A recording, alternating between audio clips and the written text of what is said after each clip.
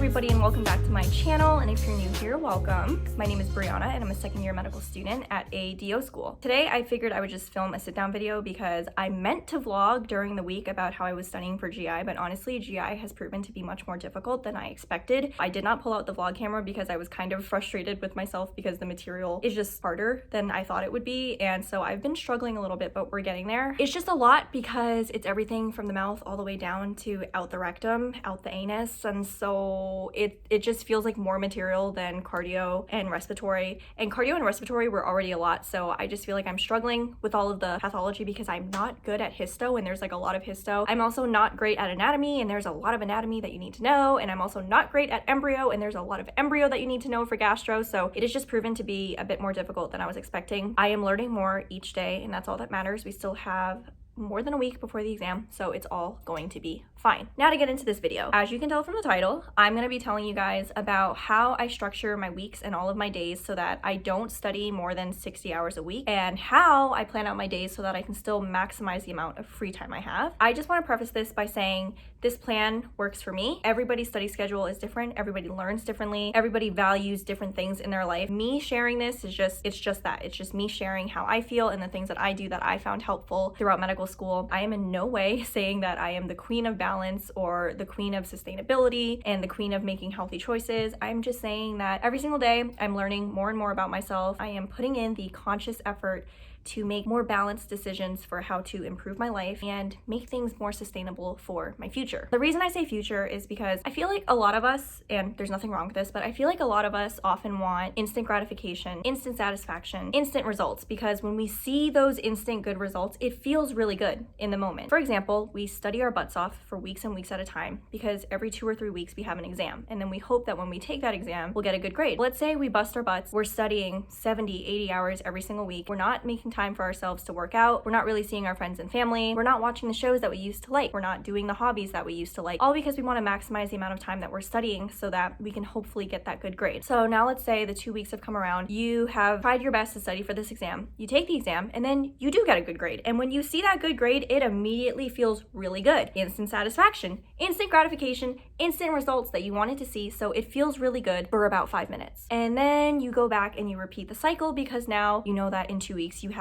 another form of an assessment that you want to do well on. You get back into that cycle of studying 70, 80 hours a week, not making time to exercise, not making time for your hobbies, blah, blah, blah, blah, blah, blah, blah. So then it becomes this potentially toxic cycle. I'm not saying this happens for all of us. I'm just saying, for me personally, this is what happens. It became this toxic cycle where I would do this insane amount of studying and then not make time for myself. And then I would end up feeling burnt out. I would be so exhausted. I would feel overwhelmed and stressed, and my anxiety and depression would start manifesting with more severe symptoms. And it was all because I was making plans that were not realistic. I was making schedules that were not sustainable. I was forming really toxic expectations of myself and doing things that I knew wouldn't last. That would make me feel guilty because you realize that you make all these plans for yourself and then you're not able to stick to them, and then you're like, it's because I'm not good enough, it's because I'm not disciplined enough, it's because I'm not as great as everyone else. I think it's important that we learn to start making expectations that are more realistic. What are things that we can actually reach? What are goals that we can actually attain? How do we avoid setting up ourselves for failure? You know what I mean? And I'm not trying to make it sound like, oh, you can't have big dreams. Of course you can have big dreams, but I'm just saying sometimes we just have to dial it back a little bit and be more realistic about what we can do, because at the end of the day, we are humans. We are not robots. We cannot realistically sit there every single week in front of a laptop, in front of books, and study for 8 hours consistently. Our bodies were not meant to do that. Our minds were not meant to do that. And it just becomes so taxing and exhausting for your whole body and for your whole spirit. That's why I've started to come to the realization that while it is important to focus on learning and doing well on exams, it's actually more important that we focus on learning the skills that make your life more balanced and sustainable in the future. Again, I'm not perfect at this. I've got a long way to go. I've got a lot to figure out and I have a lot to learn. I am actively putting in the effort to be more conscious about how my decisions will affect my life in the future. Like, how can I be productive? What are things that I can do that will both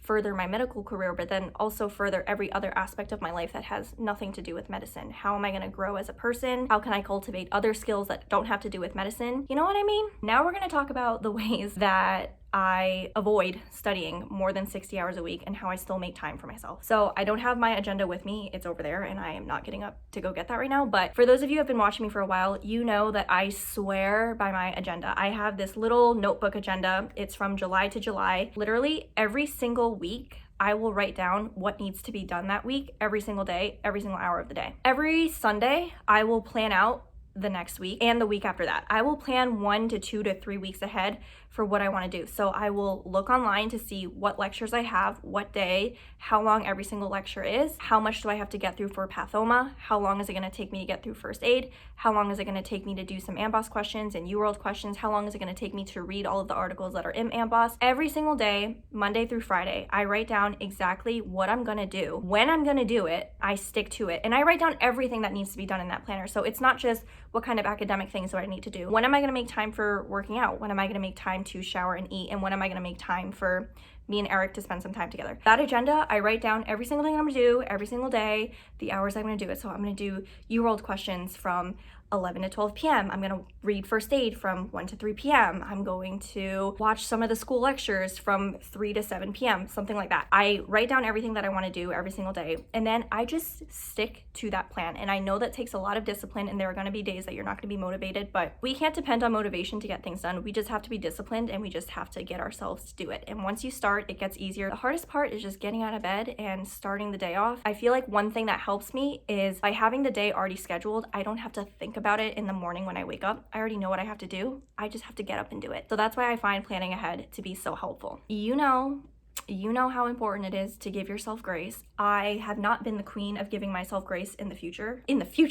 I will be the queen of giving myself grace in the future. I haven't been the queen of giving myself grace in the past. That is something that I'm working on every single day. I am trying to remind myself every day that I am human. I am not perfect. I get tired. I make mistakes. I'm not going to learn everything right away. I'm never going to know everything. Someone's always going to be smarter than me. All I can do is my best, and that's really all I can ask myself. If there is a day when I'm feeling particularly sad or particularly exhausted, or my spirit is just feeling low and drained, I just give myself time off. Maybe it's an hour off that I need, maybe it's the whole day. Whatever it is that I need, I give it to myself. I deserve it, and you deserve it. The next thing I would say is make yourself a priority. I know that it's so easy to lose sight of your health and the things that you enjoy when you feel like all you should be doing is studying and studying and studying because you need to be taking care of patients in the future, but you don't take care of yourself. Trust me, you cannot take care of anybody else. Make yourself a priority. Don't forget that you are human at the end of the day. You were not meant to be functioning at all hours of the day. So give yourself a break. Then my next tip is the thing with the whole planner thing, planning ahead. While you should be planning ahead so that you can plan out your whole week, I also mean like plan ahead weeks in advance. So for example, back in August when I had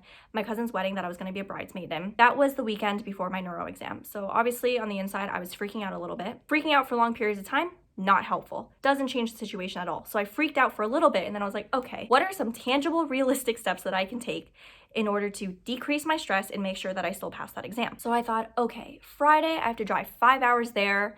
Sunday, I have to drive 5 hours back. That's 10 hours that I am not going to be studying. Saturday is the weekend, which means I'm not going to be studying very much on Saturday. Sunday, I'm going to be driving back. Probably not that much studying is going to be done. That's about 2.5 days of studying that you lose. I had to find a way to disperse all of the studying that I would have done in those 2.5 days into the rest of the days leading up to that exam. That neuro block was 6 weeks long. Any studying that I wanted to do those 2.5 days but no longer had time to do, I would just divide it up and do little bits of that studying every single day beforehand, and then it all turned out fine. Just important that you know, when are you going to be setting aside time for this other thing, a wedding, a volleyball tournament? When are you going to be setting aside time for that? And then how are you going to plan so that you still get done all of the work that you need to get done, even though you're losing that time? And I want to get back to this whole idea of losing time. I always say, for example, on Mondays, I play in a volleyball league. It takes me an hour to drive there, an hour to drive back, and every game takes about 2 hours. So that's 4 hours that I lose to studying, but it's also 4 hours that I gain of doing something that I enjoy and something that I find fun. I think we also need to change the way we think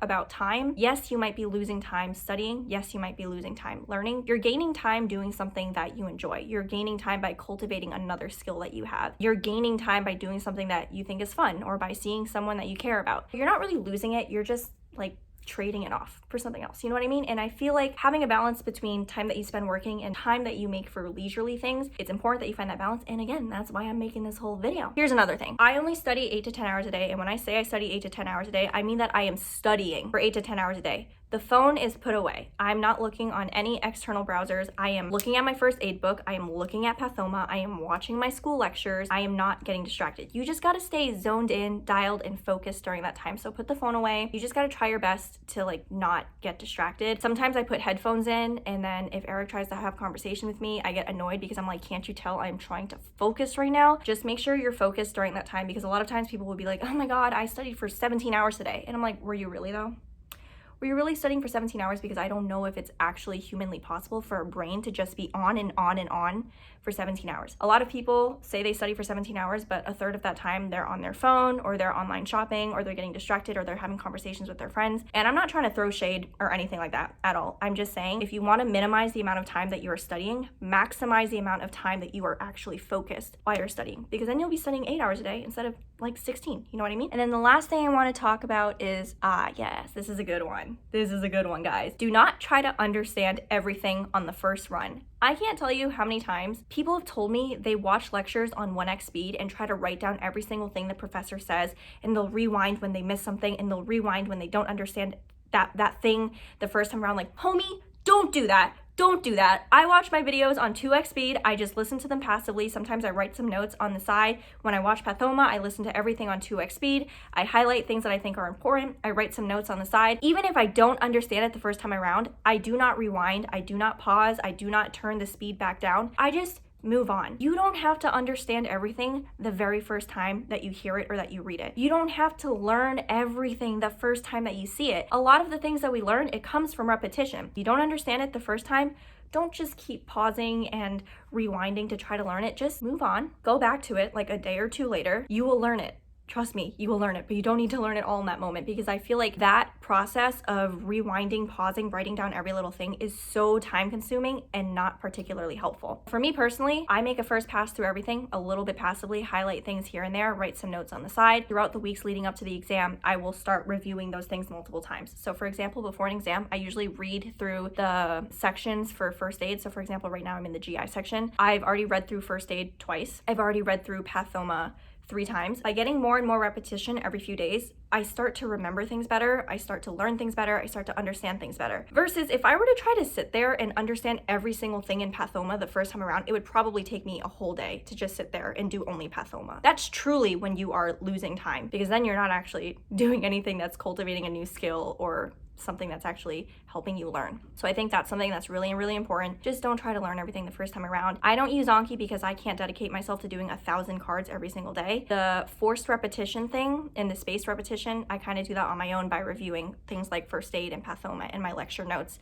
you know, every few days and doing it a couple times. I hope this was helpful for you guys. If this plan doesn't work for you and you think everything I just said was garbage, feel free to not implement everything or anything that I've just said. But I do hope you guys found this video helpful. I will say that in my first year of medical school, I was not good at balancing things at all. I felt like every single second of my life had to be dedicated to studying, and whenever I did take a break, I felt so guilty. And there are still times now when I have to battle with that feeling of guilt when I'm not studying, because I always compare myself to other students who probably are studying, and if they're studying 12 hours and I'm only studying 8, they're probably learning so much more than me in those extra 4 hours that they're studying. But it's clearly not the case. What I'm doing is working because my grades are fine and I feel like I'm learning a lot. I hope you guys found this video helpful. If there are any specific videos that you guys want me to film, or any other specific questions about how I study or things like that, let me know in the comments below and I will try to film a video to address all of those. Thank you guys so much for watching this video. I hope you guys liked it, and if you did, make sure you like, comment, share, and subscribe, and I will see you guys in my next video.